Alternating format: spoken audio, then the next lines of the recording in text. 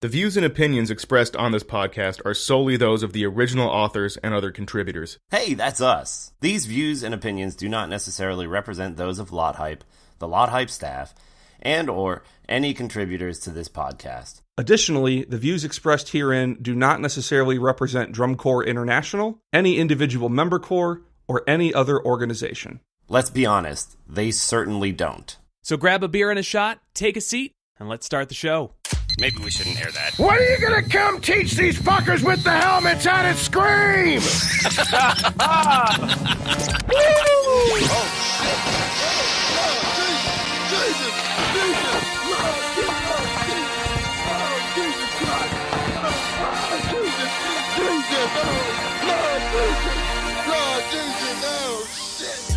They're old beer 30. Beer 30? Yeah. Where did that... Who thought of that? Was it just like Jimmy Buffett? No. He was way more into margaritas and ice and salt on the huge chunks of salt on the glass. That Margaritaville. was the worst Milton I've ever heard. You know what? Like, It's really shit really on you, weird. but I'm a shit. Olivia Metable. It's really weird when you see that actor in other shit. Yeah, Stephen Root. He's fantastic. not being Yeah, fucking like insane. it is so weird. You're like, he looks familiar. Oh my god! You know who was really weird to see in a movie? Alan Tudyk in Dodgeball. He's fucking Steve the Pirate. Scurvy. Fucking Wash from Firefly was in Dodgeball. Yeah. How great is life that we live at a time where Wash was in a fucking movie about dodgeball? He was also an insanely creepy sex offender in CSI. What? Oh my god! I was. remember that one. He was in an episode of CSI, and it was just so like, oh god, I was gotta turn the really TV bad. off. It was really I do not bad. remember. And Jason Bateman in Juno as the fucking creepy dad who like tries to hit on Juno. Yeah, that shit is weird. Yeah. Oh, fucking the dude who plays Mike Ehrmantraut in Breaking Bad and Better Call Saul, he was on an episode of CSI. Shit. Lots of guys got their start on CSI, it seems. The fucking Mythbusters were on CSI. I remember that. Penn and Teller were on episodes of The West Wing. Yeah, they wrote that bit, and people keep walking up to them and saying, "It was awfully nice of the West Wing to let you use that in your show." Like, oh, thanks. Thanks, Lawrence O'Donnell Jr. Wow. Who the fuck is Lawrence O'Donnell Jr.? It's like Chris O'Donnell's dumb brother. No. Less successful cousin. What the fuck happened to Chris I don't know O'Donnell? exactly. Honestly, you say less successful cousin, but honestly, He's- what has Chris O'Donnell done since that fucking Vertical Limit? No, he's still doing NCIS LA with LL Cool J. Dead fucking serious. LL, my head is like a shark fin. Cool J, man. God, I missed the 90s where there was like a terrible rap song that whatever movie a rapper was in, they would write for it. Like Men in Black. fucking Romeo Must Die. There was definitely a DMX track for that one. Wild Wild West. I mean, Will Smith made his own career like as an actor by rapping the theme songs to his movies. Like that's a great way to double dip, you know? I'm pretty sure that shit lasted all the way up through like fucking iRobot or some shit. I mean, I'm sure he had I'm sure he had it in the can. Like he's like, yo, He was the iRap bot. Yo, it's crazy out here. We got this going on. Yo, I'll tell you, Dad, to say something. Oh my god, spot on, Will Smith. See, that's how you do an impression. You're welcome. Oh, should we start? Let's get into it. Oh my god. Oh my god. Welcome on into Drunk Core International Podcast episode. I didn't write anything down. Oh, fuck, we did not come up with a title for this. No, wait. Okay, I have one of the. I have one on the tip of my tongue. But I'm going to expose my Genitals. Yeah, a little bit. Just the tip, just for a minute. Is recap short for recapitulation? Yes. Okay, can you spell that for me? Yes. Recapitulation. Holy fuck. Shit. And that's what $40,000 of English education gets you. Start from the first T. Recapitulation. What the fuck kind of spelling bee is this? This is bullshit. Ration. Got it. All right. Now, Episode bitch. Recapitulate. Oh, God damn it. The radio professional. It's the recap episode. Oh, Jesus. He had to go full morning DJ to get that one across. I kind of feel bad now. Hey, everybody coming in at 9 this morning. It's the recap episode. Well, you better watch out. There's a big pileup on the 15. Did you hear about the tanker truck that caught fire, everybody? It's making a mess of things. Oh, that sounds awful. Bodies burning in the lanes. Holy shit. Coming up after 7:05, we've got the Talking Heads with Burning Down the House. Oh, God. This man is a pro, ladies and gentlemen. God damn. I say it every day. It's the recap episode. We're going to recap a couple of things. The rules, the DCI rule changes recaps. We'll get into that. And we're also going to recap the ginormous not DCI, lot hype bracket challenge that went on for it was like months. When did we start that, or when did they start that? That started back in like November. 1995. That's when they started. Fuck, before Jesus, we were born. That's when it started. Yeah, well, it finally wrapped up. We've got a couple of thoughts. November 1995. Same thing. And then we've got one last little thing we'll talk about at the very end of the podcast. But let's go ahead and dive into this is actually the second take of this podcast. We got on Zencaster last night. We spent probably, 35 minutes trying to just get started. Yeah. Basically. It was a while. A hot minute. People dropping in and out and moments where people could be heard, but just total madness. And thankfully, I think I tweeted thankfully it happened to Salad Bar and KG, who know more. I could safely say they probably know more about sound equipment than the rest of us do, because they have actual setups on their computers. Even then, still mostly Salad Bar. Yeah. Hey, the important thing is it's working now. Yeah. Yeah. Whew. All right. So, I think before we get in, go ahead. I think we're about to say the same thing. I think it's time to pay tribute to the namesake. I'm sorry, I stepped on that. It's okay. Please continue, sir. We're taking two separate cars, but we're going to get to the same destination. Before we begin, we need to raise them up. We need to have a shot. Oh, we got to have that shot. Okay. Let's go around the horn. This evening, I'm sipping with the captain because I forgot to go to the liquor store and get Taka. So I had some Cap Morgan in the freezer, and I'm going to power back. It's 100 proof. I'm not some fucking. Yeah, I'm not some fucking high school sophomore here. Okay, I know what I'm doing. I shave at least once a week. Really? Drums down under. You've been drinking for. You haven't stopped drinking. We never do. Fuck no. Because I'm gonna. Sorry, life announcement. I'm gonna be moving to Melbourne in the next month, so I'm trying to get rid of all the liquor that's open. Which is why for the moving to Melbourne horns. Yep. Which is why I have now the nastiest Shiraz mixed with Corona burps. Oh my god! And then I'm going to top it off later today just to make it disgusting. For Christmas, someone gave us a box of these assorted chocolates that have the liqueur in them. I'm probably going to demolish the whole thing and then puke violently. So it's going to be nasty, but nowhere near as bad as your average alumni core message board on any given day. So fuck it. There we go.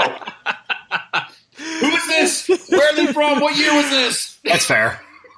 Oh my Christ! Oh god, that needs to stop so bad. I thought are they doing it on purpose now? It's getting. That's why I lightly troll them.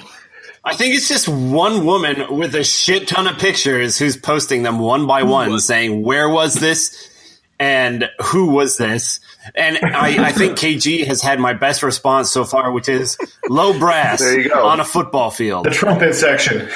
I don't think I've laughed as hard as I have at that in a while because it's just gotten so fucking. Someone got stupid. legitimately upset. If your alumni corps is doing this, All right, drums. fuck you. Well, Jolly Green corrected me on one because I was like, "Looks like the trumpet section. Looks like they're on the 40." Couldn't tell you which Oh yeah, one. I successfully surmised which side of the field they were on because you can always tell because of the little arrows on the numbers.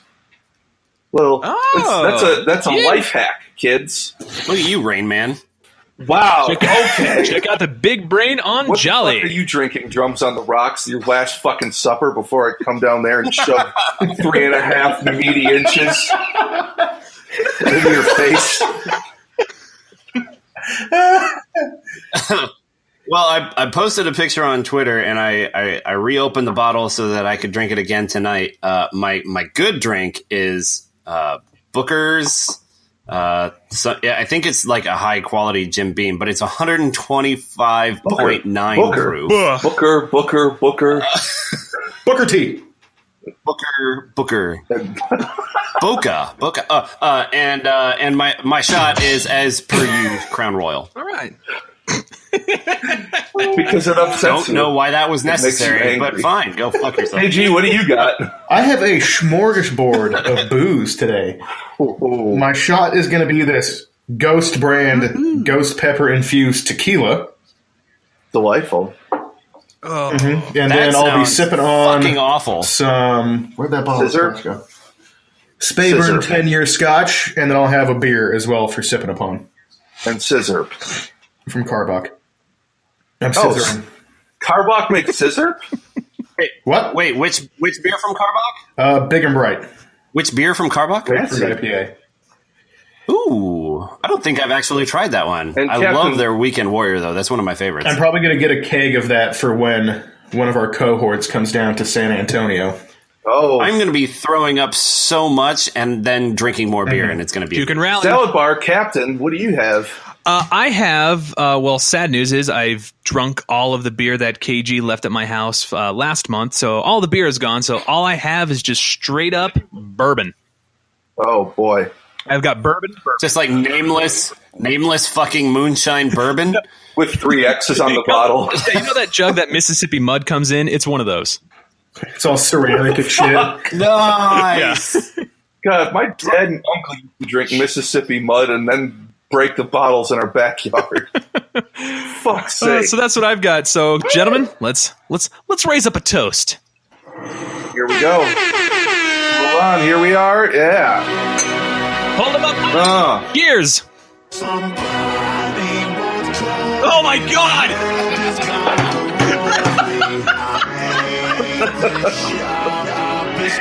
Oh my God, you can't surprise us with this when we're taking a shot. Oh, fuck you. It hurts. Oh, God. Christ. Oh, it gets better right here, baby. It's hot. Ghost peppers are Where hot. do you find this shit? Ghost That peppers one, are hot. I will give credit where credit was due because I told them I would use it on the podcast. That one came from our only fan from Boston. Yay! That was their gift. So Maybe we'll ship up there one day. I mean, yeah, that so we can actually. Are we allowed there? Like, Oh yeah. there's going to be just an army of like Murphs and Sullys and Mick and Viv. There's like Big Petey, Little Petey, like Deadeye Petey. My friend Sully from South Boston, and then my other friend Sully, also from South Boston. Now all we Yeah, gotta do this is is going to be endless dudes who all know each other from like back in the day. They're like, "Oh, how's your mother?" Just asking about people's families who have inevitably had catastrophes befall them because they live in fucking Boston. yeah, we're probably not allowed in Boston. Anyways, let's get this going. There's a screen door that needs slamming. Wow. All right, so Jesus. let's get into the first half of the podcast. We've covered the audio issues. We've done our shots. The DCI rules change recap. There was some changes. Drums on the rocks. You want to lead into this? Yeah. So before the rules proposals even got to the core directors, so they had caucus sessions within the. What a dumb word. Can't say it with a straight face. I teach children. Within like the instructional staff, designers, and judges. So it's like basically this big group of people all get together and talk about it, and that huge group votes on whether or not something goes before the core directors. So even though there were 9 rules proposals that were submitted, a bunch of them got shot down in that instructors caucus. So one of them that got shot down was the one for the second brass judge to be used during larger events. That was just gone. And the other ones are much more interesting. The changing the makeup to a 5-judge panel barely got voted down. George Hopkins, that 5-headed fuck, his proposal for cores to be ranked by ordinals instead of scores. So first place, second place, third place. One. Jesus. Got 1 yes vote. Was it his? It got shot down 24-1. 24-1. And here's the thing. Like DCI has said all these things about how it goes in front of the instructional staff and all that, but it still is 1 yes, 24 no votes. So I'm wondering who actually are the voting members of this instructional caucus. But I digress. I'm sure that whomever was there that was in charge of the cadets whomstever? voted yes. And everyone else told them to shove it up their ass. Yeah. Whomstever. Hoopstiff. Yeah. The hoops of. Here's the one I was really disappointed in. The proposal that limited brass amplification got shot down real hard. 22 no votes. Yeah. That one went down in flames. I can't. Why would we not want to limit that? I don't. Well, I went back. Go back to our previous episode for our true thoughts on brass amplification and stuff like that. But Jesus, it didn't even 3 yes votes. 3 people were like, "Hey, yeah, we should put a limit on this shit." That doesn't make sense to me. Oh, well, I went and watched the video that Damp Otter did, and he was talking to good old what's his name, who suggested that rule, and good old what's his name. And he said that it at least started a conversation wherein people were like, okay, let's all agree to back the fuck off because it was loud as shit last year. So, I mean, at least that's happening. That's good. That's a good thing. I guess they just don't want to actually put fucking limits on it. I listened Whatever. I was reading and or listening. I can't remember. My brain's Swiss cheese. I'm old. Fuck me. One of the explanations was one of the people who voted against the limit said that the problem isn't so much that people are being amplified, it's a coverage issue, and that at most shows what's happening is fans are getting blasted right in the front, and people that are further out, basically if you're further out than the 40-yard lines on either side, you're not getting any of the effect. And to that I say, no, bullshit, because here's the problem. He's approaching this as if it's a stage show, as if it's a Broadway show. And if you've ever been to a Broadway show, you understand that they have a pretty standard speaker setup. It's a fixed area. It's I don't even know what the size of it is, but it's God. Now I have to think in American measurements, 50 feet across, maybe. You know what I mean? It's a fixed area. You can position your speakers so that they point to the boxes. So they point to the lower tier, the upper tier, all of that. And he was saying that what the guy was saying is that drum corps need a better coverage thing so that the sound is evenly distributed amongst all these different speakers so that everyone in the audience gets the same experience. That's not possible on a football field. You're talking about 120 yards. That's end zone to end zone, where you need to have speakers lined up and pointed at the exact angle so that the box gets the same sound as the people sitting on the 20-yard line. That's not even close to feasible for a drum corps. I mean, the expense, the logistics, in the 15 minutes you have to get on and off the field, no, not possible. The best answer for it is to limit the amount of amplification that is possible. That way you don't have the people, cadets, who are just hitting these giant notes and stuff for the they're all they're doing is they're focusing it at the box because that's where their aim is, and they're kind of just, you know, those anime like Dragon Ball Z where he blasts someone and like there's this kind of like cone of destruction. Oh fuck yeah! That's what's happening. That's my shit, man. From these speakers right now, they're aiming it at the box for peak effect, and anyone in the way, just fuck you. You're going to hear amplification. That's all you're going to get. You're going to miss all the rest of the show. So fuck this for being voted down. You're going to get Fisherman's Wife. Exactly. So. Did you hear what that sound guy? He was talking to the same otter.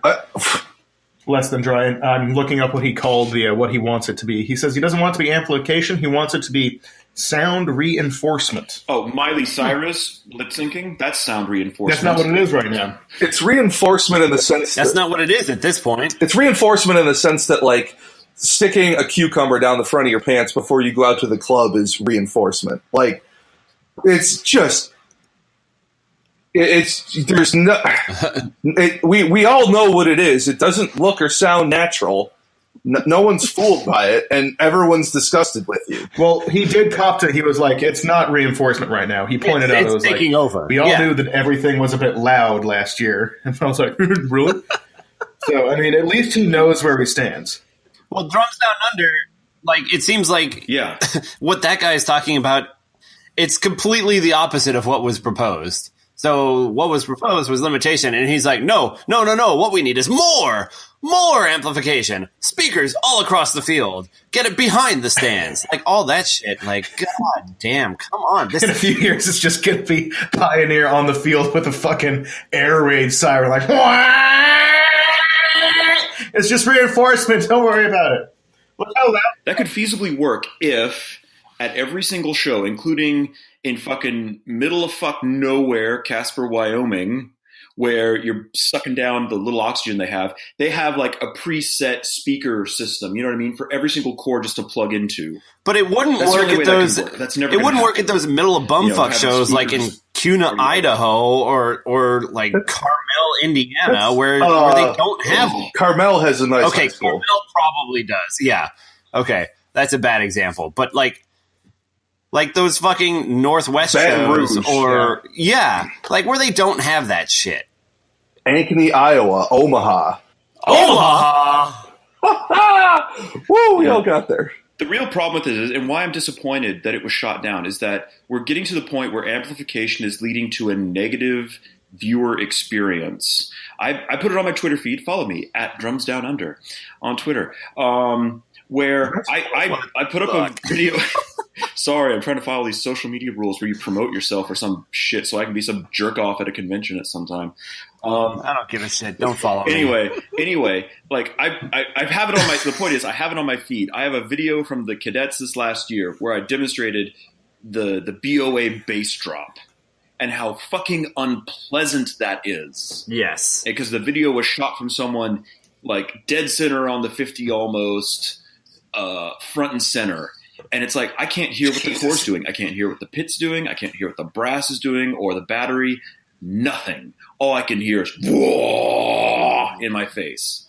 Like, there clearly needs to be a limit. Yeah, I watched that video. It is an assault. It is an assault on your senses. That's what they're saying is reinforcement. No, it's dominating. It's ruining everything.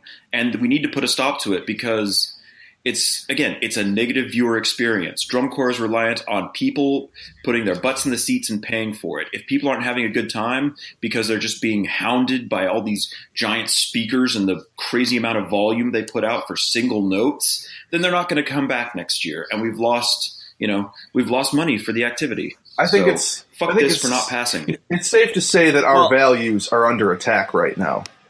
I said that's completely. Oh God. No, fair and balanced, Fox. No, I actually kind of agree because you're another with white Jolly male. Green here. And it's God damn it. what Jesus Christ. So Drums Down Under, you're saying they're not going to enjoy it, but I kind of think that as we get older and as the viewership at these live shows gets more and more like of these fucking high school bando kids, they eat that shit up. So you know what? Maybe they have. It doesn't matter why. That is the thing. I mean, there comes a point where the generation shift will occur, and I mean, it's natural. It happens to all of us, and that probably has already happened for most of us. Usually, about like 4 years after you march, things have changed. Like, go, Crown 2012 back to Crown 2008. I mean, they're almost unrecognizable from one another. That's a great example. Yeah. So there's a point where, like, I get that the younger audience will like different things, but from an audio environment, this is like if you set up your audio that way at a university where you're learning to be, a music technician, you'd get slammed for that. You can't say like, it is absolutely eating it up and loving it. It's bad audio design. Yep. So let's move on to the next one. These are the rules that actually made it to the full core director vote. Wow. Wow. The first one that passed was moving the membership from 150 to 154. That passed. Oh, God. That passed 21-1, but then another motion was put forth immediately after to increase the limit to 160. What? I didn't realize that was possible, where you could just be like, 154, fuck it, 160. What is this, a fucking auction? Exactly. That's what I was feeling. That was voted down. So it's 154. And again, if you want to hear our views on that, go back to the last episode. I think it's fine, but it's stupid. I think our buddy Tarantula Jones put it best in that it seems immaterial. Yeah, exactly. The moving parts that this activity already has, it seems immaterial. Yeah. They just want 3 more backfield conductors is all. I don't fucking know what people want anymore, but that's fine. That's fine. The proposal to expand finals from 12 to 15 was shot down 6-13. Thank fuck. Yeah. I want to know who those 6 were that wanted to expand it, because fuck you. I'll tell you who they were. They were the cores that were in 13th, 14th, 15th. Yep. Santa Clara Vanguard Cadets. Yep. You know what? Oregon Crusaders. That's fair. Yep. But not the Mandarins. 3 Mandarins voted it down. Thank you, Mandarins, for having a semblance of honor. Hashtag Team Purple. Yeah, the Purple chosen. Dragons. Hashtag we don't actually know who voted what, but we'll pretend. Yes. 3 people abstained. Hashtag Benghazi. I don't know how you could not have an opinion on that, but 3 people decided not to fucking sack up and vote. That was probably like right before lunch. They wanted to hit the bar. Oh, yeah. Power Yeah, lunch. yeah. Dean Westman wanted to hit a strip club. He's like, fuck this, I'm out of here. Sorry,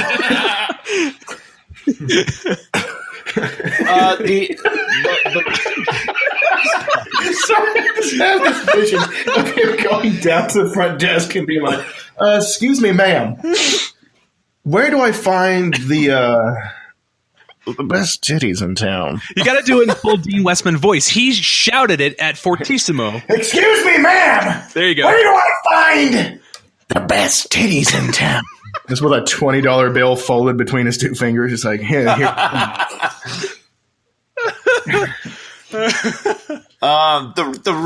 Jesus fuck. The rest of the rules proposals were about judging, and I don't give a fuck.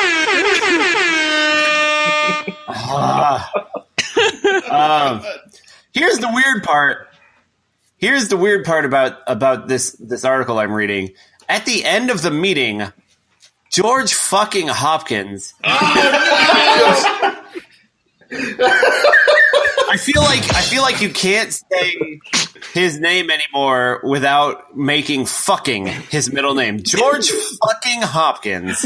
George F. Proposals.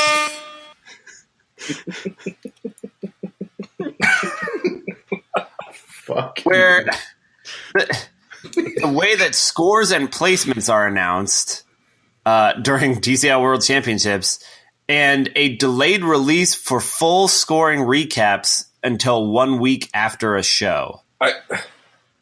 What? He's throwing proposals against the wall just to see what's going to fucking stick. What the hell is he doing? I'm just telling you what happened. I'm just asking questions here. Jesus fucking Christ. Like, he has to be doing, like, he's got to be, like, leaning into it at this point. Like, he's got to be sitting in his masturbatorium thinking to himself, what is the craziest shit? What is the most Hopkins-y shit I can throw at the wall during the next meeting that isn't going to help anyone? It's not even going to help me, but it's going to be real fucking weird and irritate people and make everything take longer than it needs to take. I think I said it before in a podcast that he's like the Howard Hughes of drum corps. Like, he's in a mansion somewhere with jars of his own piss, just scuttling about. Howard Hughes, hopelessly in debt. Oh, yeah. That was definitely one of the last two podcasts. Very red Italian man. No! Maybe not even Italian. Hey, ho, ho, hey, ho. Oops, Italiano. I don't know exactly what these proposals were, or that first one. The second one is obviously. Would you say they were delaying the decent release. proposals? But I would say that. I would say anything that George fucking Hopkins does is an indecent proposal. That would deserve the horns. You can't argue with that one. Yeah. Okay, that's fair. Okay. That's fair. So have we covered everything from the rules recap? I'd say we got it all. Awesome.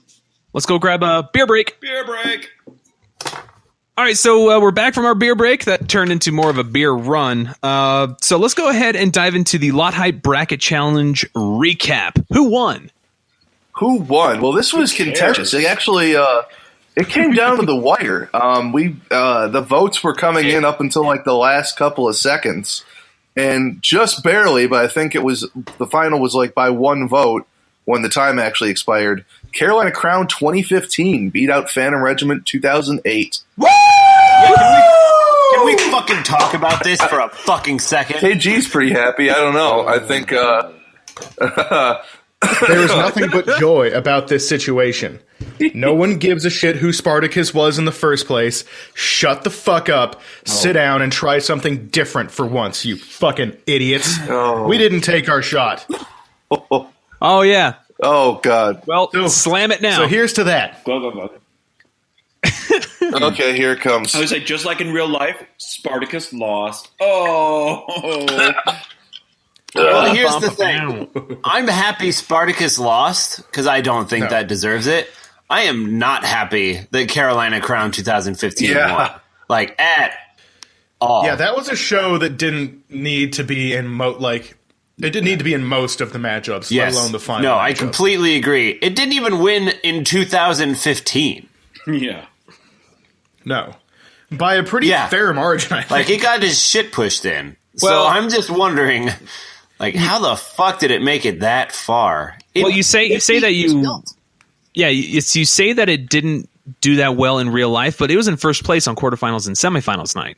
And I don't know. It just, to me, I guess to me that show just wasn't the most memorable thing. Like, it was a Stagecoach show, right? no, it wasn't. That's the thing. No. It was the one with the Inferno and with the big placenta. And then, like, I think Gwyneth Paltrow came out and ate it, like, as per her thing. Apparently, that's a thing. That's a whole other podcast. What I will say. can we record that one next when I'm getting drunk? Yes. Seriously. What I will say about Crown 2015 is that it is a solid show. It was very cleanly performed and executed and designed. But what it isn't for me is super memorable. It didn't bring anything new to it. I didn't feel any connection to it necessarily. Like, I need to see this years after it's been performed. This is amazing. This has changed my perspective. I don't know. The best of all time? No. The best of a bracket challenge? Sure. Yeah, I think the bracket great way challenge of putting introduced it. a lot of matchups that sort of were just odd, and I think part of it has to do with just getting through whoever your opponent was. And, some of the shows got there for that merit, but I will say Crown 15 did not have an easy path. Went up against Cadets 2005 to start with, which I was going to win that. Then Cadets 2011, which I think that was my preferred show of the two. Then Cavaliers 06, which was really surprising because that's a pretty strong Cavaliers show.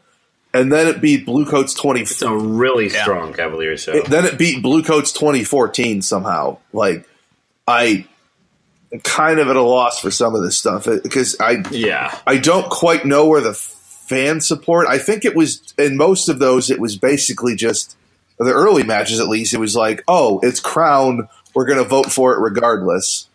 I think the core. Yeah. Yeah, I don't even think a lot of the early matchups it mattered what show it was. It was just, I like this core more. Over at this most, core. they watched a drum break and then called it. I think for some of these shows. I agree with that. Damn you, bandos! I mean, my biggest contention was how did Bluecoats 2010 get defeated in the first fucking round it was in? That's in the round 19 matchup. Yeah, Frameworks didn't win a single matchup. Frameworks was done from the beginning. Wow. I will say this, as someone who was there in person in 2002, holy shit, Frameworks upended the activity. Like, no one could fucking touch that.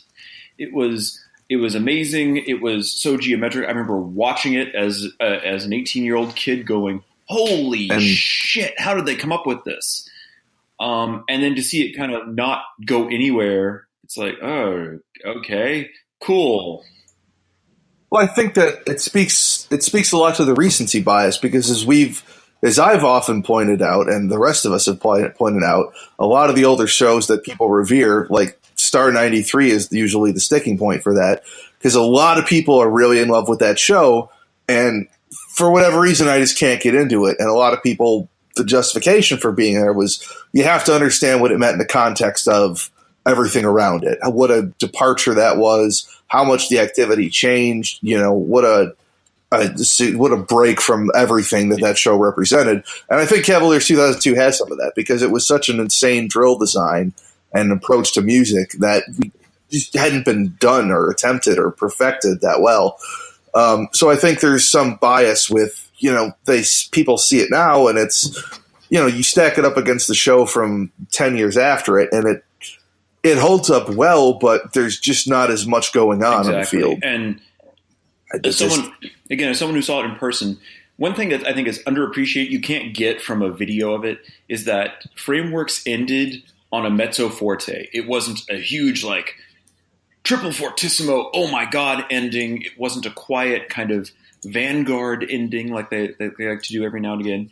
It was just a perfectly balanced brass chord at mezzo forte, exactly where it needs to be, and it was augmented by the visuals. They were heavily integrated with the color guard and the drill, and I think that. But on a video, it kind of looks a little boring compared to the modern. The last couple seasons running around in crazy volumes and all sorts of shit going on and licks everywhere. It's like, appreciate the fact that in person, this show was just solid.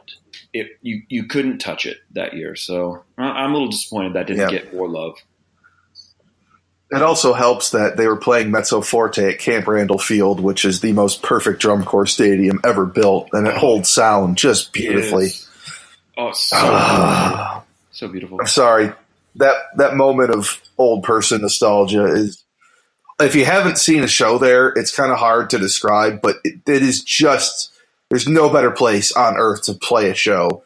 Acoustically, I think I've heard people have said who actually marched more at Mile High have said that it's better at Mile High. I don't know. I still prefer Camp Randall. I like Mile High. There are a lot of shows I was surprised that didn't make the cut. And I don't know. That's probably the recency bias. But shows for me, you don't have to be first or second or third in my book to be a memorable or groundbreaking show. I mean, look at how Tilt, for example, a third place show, has completely upended the activity since it was performed. Same thing for me. Like, well, we're going to get to the shows we want to put in there. But I think we should take a look at the bronze medal match as well. Yeah, who did that? This one was interesting. Who took third place? That would be the Blue Coats 2014. That was Tilt. Ooh. And that what really... Well, there were some old farts in that comment section when I was watching it go down. Basically. No, I'm not surprised that Tilt was so far up because of all the fucking bandos that were voting. What was surprising to me was that Santa Clara Vanguard 1989 made it so far. Just knowing who was voting in this and who was following along, it was actually kind of surprising. Yeah, that it was Phantom of the Opera made it this far. It was like it warmed the cockles of my heart. And I think that's usually like the show that gets trotted out by an older generation as like the contender to newer shows, is that's usually what people point at as this was how it was done in the old days, or 91 Star, which also didn't do too bad. Mm-hmm. Made it a couple rounds, I think. Mm-hmm. But I think a lot of it has to do with the fact that all of a sudden it's very difficult to watch the older shows again with the death of Fan Network. And you're not wrong about that. There's just no way to access them. I think it's really sort of changed the shows that people are able to appreciate, and it's become a much more recent thing, was that you can't watch these shows ad nauseum because at best you get it on like a shady Google Drive that somebody puts up on the subreddit, or it's up on YouTube for 3 weeks before it gets taken down. Yeah. So these older programs, that you used to be able to just pull up on Fan Network on a whim, all of a sudden your ability to watch these is totally gone. You can't experience them, and they're fading out of consciousness because of it. Mm-hmm. And I can understand why some of these older shows don't get the love nowadays. It's not just because they're old. Because they don't have bass drops? Yeah, that's what I want to hear over the company front in Phantom of the Opera was a giant bass drop. No, but viewing it, I try to view it through a couple different lenses. Every time I watch a show, like as a performer or as a viewer or as a judge or as someone who's mostly interested in one section or another. You can watch a show multiple times, get different things out of it. When I watch the show from a performer's perspective, that's Santa Clara Vanguard 89, what I see is technique, like marching technique, that I would be gigged for on the field. Like, don't you dare bend your knee that much. No, and that's just just a fact of the times. Like, marching technique has changed. So I can understand someone who's only marched in the last 5 years would look at it and be like, well, that's, that wouldn't survive now. That's wrong. Or from a design standpoint, Star of Indiana 91, if you look in the backfield, this is a very common thing in the late 80s to early 90s. The color guard would set down their flags or equipment, and then they'd have one guard member or two go around and like pick it up and then put it in the backfield. They wouldn't write into their show like going to the sideline, picking it up. Nowadays, that's a huge like negative. You wouldn't take two members out of the show to pick up equipment. I mean, it's a huge mar on the drill, right? So I can understand that they don't age well to the more modern kind of sensibility. But I also think if you only view it through that lens, you're missing out on the brilliance of the program. You're missing out on the emotional impact, on the innovation in the drill and how interesting it was, or Star of Indiana, especially like kind of new visual designs or trying music that no one had tried before. Yeah. I think that kind of gets missed when most people kind of compare these shows to what they've done as a performer. I think we need to encourage them to step back and look at the whole program in its own context at the time. And maybe it would go a little bit further. Yep. I don't know. No. Yeah, can you imagine like in the 90s a drum corps saying that basically their entire marching technique is either running randomly around the field with no technique discernible at all. Well, that's what it fucking looked like standing back then. still. It looked like they're all just kind of meandering about. Yeah, dude, some of the stuff in the 70s where they Scramble were doing bands. like follow the leader drill, where like rather than like march facing the front, they would like they're going to march a curve, so they're going to face into the curve. Like, holy shit, man. Yeah, I'm sorry if you're listening and you're from the 70s, which I'm sure is none of our audience, but your drill and your movement was a fucking joke. I know that you had to high mark time for a long time, and it was really hard, and your legs got real strong. But it looked like garbage. Yeah. It was. Did you know that it's garbage? Like, did you know that it was bad and that you were bad too? Like, it was. You weren't good at marching. You were good at making yourself tired and then not, like, marching. Like, you weren't good at it. Sorry. I'm great at Jesus. sex because I can masturbate for 3 hours and not feel a fucking thing. It's exactly what they're fucking saying. That's essentially what's happening. They are just out there on the field, jergens in hand, couple of crusted socks that belong to their roommate. Wait, what? Where are we? And they're screeching back in my day. No, I have a tone. What the fuck? No. God damn it. I don't even have tube socks. It's good, though. It fits a little better. I don't have to scrunch it at the base. Drums on Rocks, you wouldn't need a tube sock. Let's be honest. Hey-o. Maybe like a baby sock. I'm so sorry, man. I'm so sorry. It presented itself and I took it. That's what she said? All right, so let's see. I think we already covered disappointing matchups. We covered the bronze medal. We covered who actually won. We shit on Phantom 08. Do we want to take one more stab at Phantom 08 before we move on? No, but I want to take one more stab at disappointing matchups. That show wasn't good. I'm really fucking disappointed at it's matchup 16, Blue Coast 2015 versus Phantom Regiment 1989. Like, New World Symphony.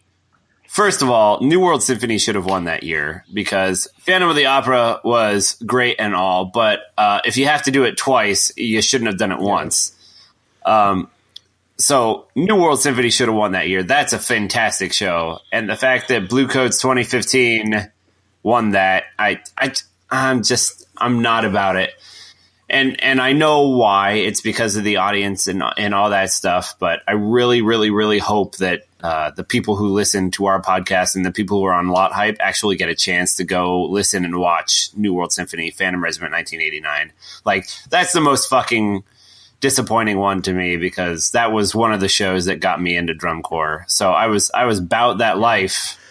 And then it lost pretty much immediately, so that Blue Coats 2015 could go on to the next matchup against Blue Coats 2016. Are you fucking kidding me? Oh, God. No. That's why I think don't make me do another Blue Coats versus Blue Coats or anything Blue Coats for a while. Clearly, I'm not the person to ask about Blue Coats. Yeah.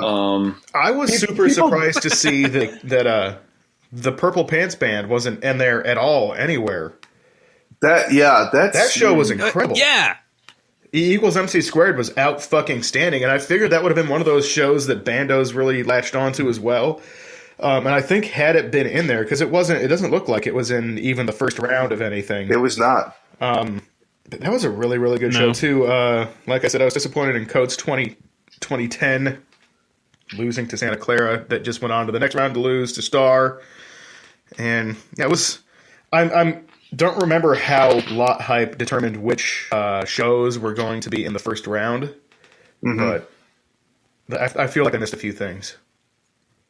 I think part of it is also Where did Vanguard 2009? I don't even see them. They were on there. 2009? They went out in the first round. I think. Vanguard. It's just not. That was a bad matchup, I guess, but. Yeah, they fizzled out against Phantom of the Opera. Yeah. I think, and that's the other thing. It's not like certain shows match up better than others, so it doesn't always give us like the best idea of who is the best of all time, just because it's like certain shows that could be in that conversation get knocked out by, pretty powerful shows doesn't necessarily make them bad. It's just that they had the misfortune of drawing against somebody. However, I will say Phantom 2007, that was bad. Yeah. Yeah, I was going to say, let's bring in the college football parallel analysis. Which corps had the best strength of schedule? Oh, boy. Phantom Regiment 2008 is the only way that garbage would have made it that far. Well, okay, let's examine that. Phantom 08, Cavaliers 08 in the first round. Not exactly the most memorable Cavaliers show of the past 10 years. I think it gets mentioned, but people are much bigger on other stuff. Then it beat the Academy 2016, which was always going to happen because that show had some like, oh, it's cute, but didn't have the staying power. Then Cavaliers 2010, which that's a victory. Yeah. You know, they mix it up in that Midwestern Big Ten B1G conference. Undefeated bowl record because Michigan sucks ass. We got any Michigan fans listening? You're fucking terrible. You're barely a person. Then Phantom went up against Vanguard 89 and took it down. So that's a decent strength schedule.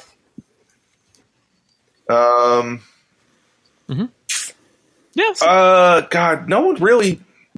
I don't know. I feel like Crown 2015 did have some easier stuff. Bluecoats 2014 got it done real early because they beat Phantom 03 and then Star 91.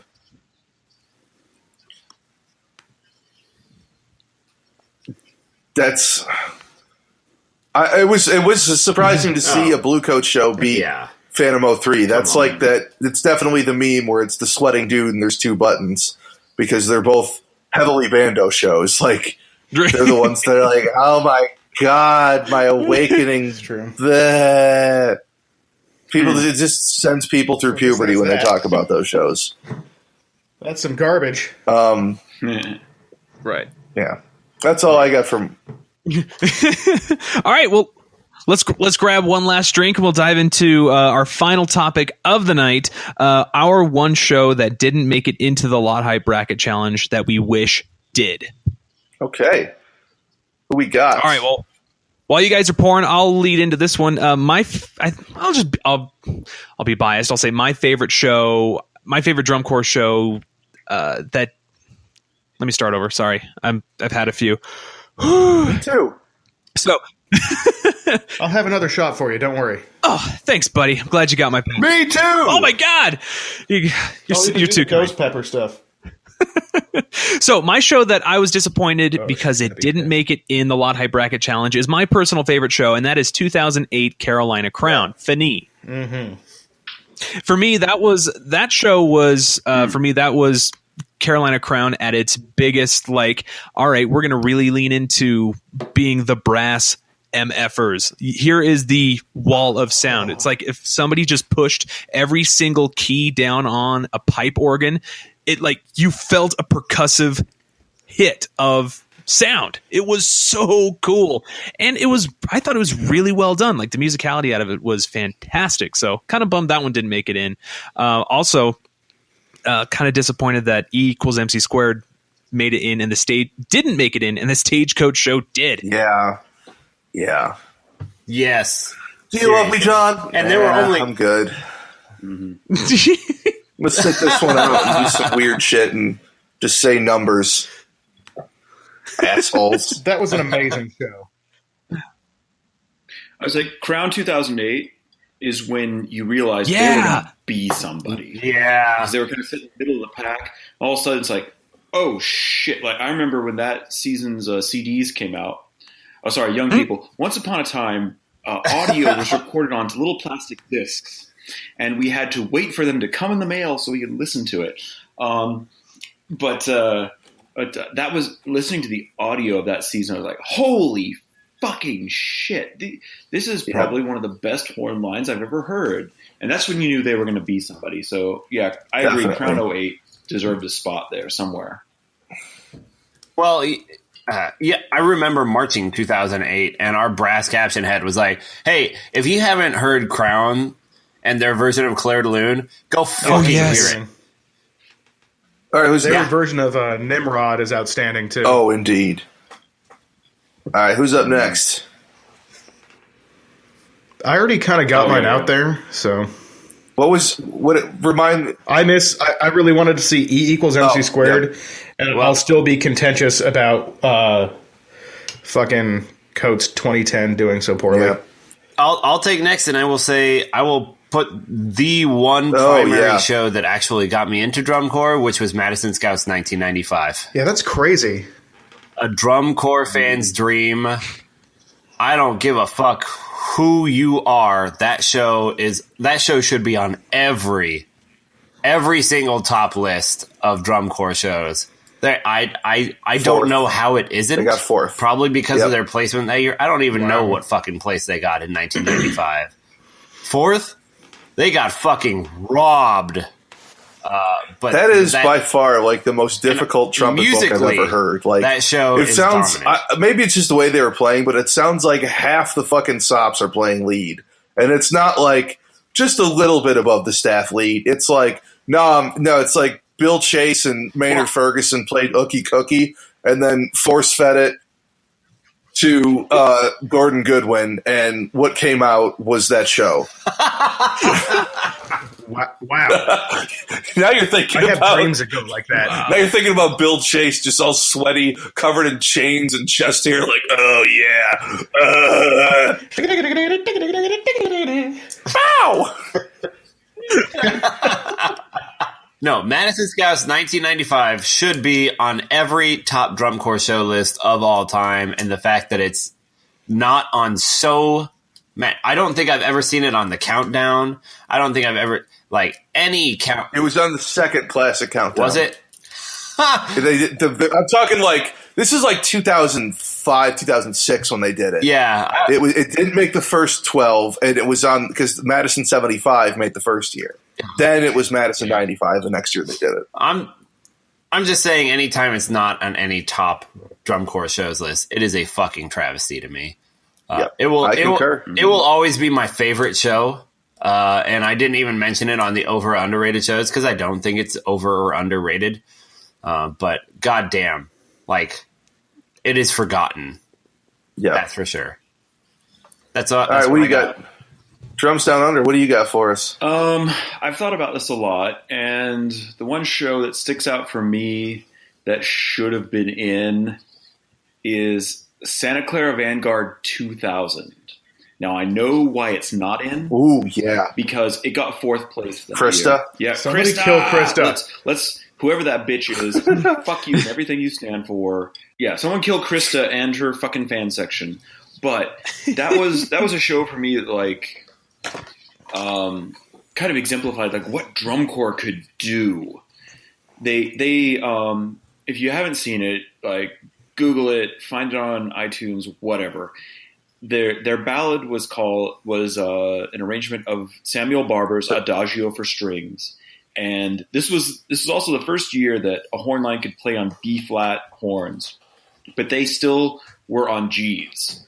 And if you literally myself and people around me in the stands at finals just in tears at their version of Adagio for Strings, and if you can do that out of a G fucking bugle. You're a car bumper with a fucking mouthpiece welded to it. That's what G bugles are. They're god awful. And they nailed it. You'll never be able to understand. Especially in its day.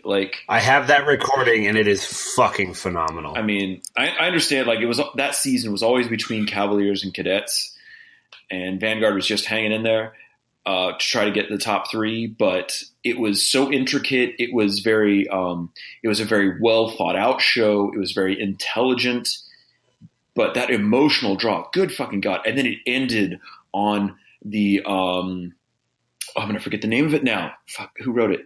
It was the Stained Glass was the name of the piece. And it just this quiet, perfectly balanced chord to the back field. And it slowly diminished one player at a time in the pit. Just brilliant concept top to bottom. But at the time, everyone's like, oh, it's too fucking weird. Why does Vanguard do weird shows? I'm like, no, this is brilliant. So I wish that one would have been in. Another one real quick that I think deserved at least an honorable mention was the show that placed right after them, Boston Crusaders 2000, Red. Oh, yeah, Red. That was a good one. Good God. Most people don't know, like, the history as well behind that. Boston Crusaders is a very old core, but they had never made finals until 1999. And in 2000 was their second year in finals, and they made 5th place. Like, it was a huge deal. They finally, after decades of slugging it out and nearly going inactive, they made it, and they've been there ever since. But their versions of Bolero, like the fans, it was just electric in the stadium that night. Everyone just lost their fucking shit. And there's still stuff on those recordings. I don't know. There's some sort of like music effects they did to their horns with pressing their valves. I'm not sure quite exactly how they did it, but it was absolutely amazing. And like the fans were on their feet a full minute before the show was over. And so I wish that had gotten some kind of love. Yep. Like those are kind of my. All right. I spilled my beer. No. Yeah, according to this bracket, the only thing I can really see is that people who voted think that 90s drumcore was bad.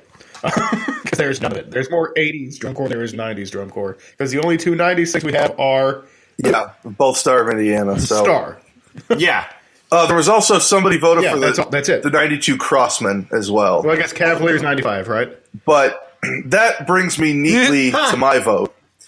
And I will say it was a travesty that the 92 Velvet Knights were not included in this list. Yes.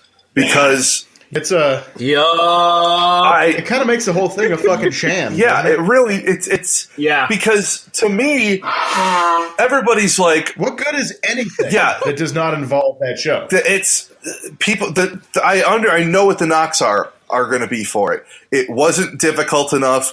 The drill wasn't clean. There were some blips and tears and all sorts of shit. Oh, you mean to tell me that it was exactly like Phantom Regiment 2008? Is that what you're telling me right now? I think it is. The same shit is happening, but at least one was funny and enjoyable to watch. I think we just killed KG's mic. Testify, KG. Yep, that's the thing. KG. It was a brilliantly scripted show. Like, they start singing part of the this old Delta Airlines commercial. They come out of it into Magical Mystery Tour. It's like the most insane thing in the world.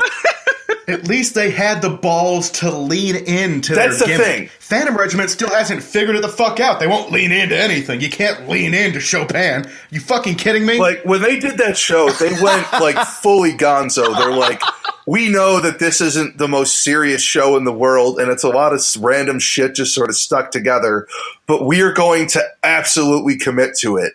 And so that's how you wind up with a show ending with a fucking shark eating a fat lady, and the audience, according to legend, cheering so loud, the audience, mind you, cheering so loud, they blew out audio mics. Like, that's the legend that the crowd went so apeshit at the moment where they unveiled the shark, and then when it chopped down, they go even nuttier.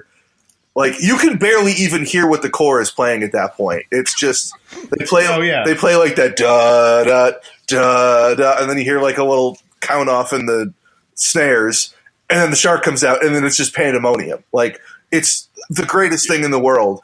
And even if it's not serious, even if it's not groundbreaking, even if it's not the most innovative thing in the world, it is. Yeah, you mean to tell me that things that aren't completely serious all the time can be good? That's the craziest shit I've ever heard from a community of band nerds who take their job way too fucking seriously. Yeah, and there's other. That's really what we're dealing with. There's other shows that follow in that same mold, like Crossman 2006, Changing Lanes. They had this whole movement that was basically just like supposed to be fiddling a knob on a radio. So they just played a bunch of random shit. And it was amazing. I fucking loved that show. And then the Bridge Mania, the Jersey Surf show from 2012 that I said would be my winner if it's ended in a tie. Because I'm like, okay, it's not performed perfectly. So fucking what? That was a 20-something place show. And that crowd at Allentown, because I saw it live in Allentown, went absolutely fucking nuts for it. Those old motherfuckers, the most crotchety people on the planet, were just going nuts for it. And they're playing fucking party rock. Some motherfucker on Twitter had the balls to be like, no, dog. And boy, would I have loved to interact and make that person feel embarrassed. But I can't tweet. Oh, yeah. KG got banned again. He may be back by the time this goes out, but as of right now, he has been banned. Yeah, I think I have 24 hours till I'm out of the cage, so that's okay. I've got a backup account ready to go, like in the tank. So I just have to change username. And then you're probably going to go right back into it. What are you going to do this time? KG got that shit in the tank, I think. He's got burner accounts. You rehearsed with me a week ago. You know I got it in the tank. Oh, yeah, I got to talk to you about that, too. No, nothing bad. I got to figure that out. I think that's a good podcast. That's a perfect place to come to an end. Thanks so much. We'll see you next month. Really? Oh, before we go, we got to do our last shot. Oh, God. Oh, God, here I am. I didn't know I had to drink at the John Core podcast. I'm just trying to get some time to pour a shot, motherfucker. I'm sucking the alcohol out of lime. I'm sorry. Fuck you. That motherfucker lives in Australia and he's drinking. You know what they do down there? They eat fucking like yeast in a paste. That's where they're at. It's true. And it's so fucking glue? delicious. So it looks like a pressed roux turd in a can, and I don't care. I love it. That's Vegemite, folks. That's what Vegemite is. Well, it's I can't do another shot of the ghost pepper tequila or else Salad Bar Sisters will kill me. Just don't know what's going fucking on. Oh, all right, guys. So all right. Hi. Oh, Rox is back. All right, so let me back up, not end this. I knew something was wrong. Thanks for correcting me. That sounded really sarcastic. Pleasantly. Let's do one last shot. I'm sorry. Yeah. I love you. I love you too. Let's hoist them up high and have our last. Cheers, everybody.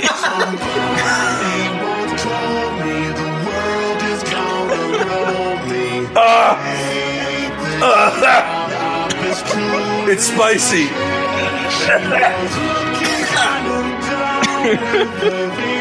It's spicy? Are you kidding me? This is the Drunk Core International Podcast. Go listen to our other shit. Signing off.